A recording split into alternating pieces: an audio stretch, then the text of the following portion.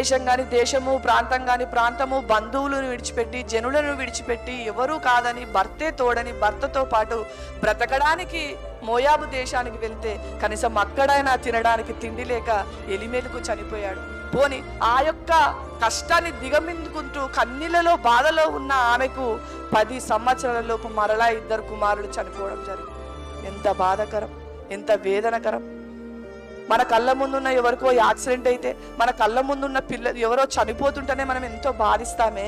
కానీ ఒకే కుటుంబంలో 10 సంవత్సరాలలో 3 చనిపోయినా ఆమె విశ్వాసం కోల్పోకుండా ఎంత మంచిగా బ్రతికిందో ఒక్కసారి ఆలోచించండి. మనం ఉంటామా? అలాంటి భక్తి జీవితం మనలో ఉందంటారా? ఒక్కసారి ఆలోచించాలి.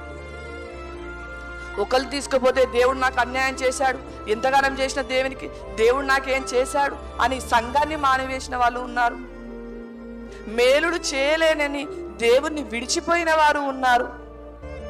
నా జీవితంలో సుఖం లేదని, ఎల్లప్పుడూ కష్టమేనని దేవుని నుండి పారిపోయిన వారు ఉన్నారు. కానీ కష్టాలు వచ్చినా, కన్నీళ్ళు వచ్చినా, మరణాలు వచ్చినా 10 సంవత్సరాలలో 3 కోల్పోయిన అదే విశ్వాసం, అదే భక్తి, అదే మంచితనము కలిగి ఉండడం ఎంతవరకు సాధ్యం? ఒక్కసారి మనం ఆలోచించాలి.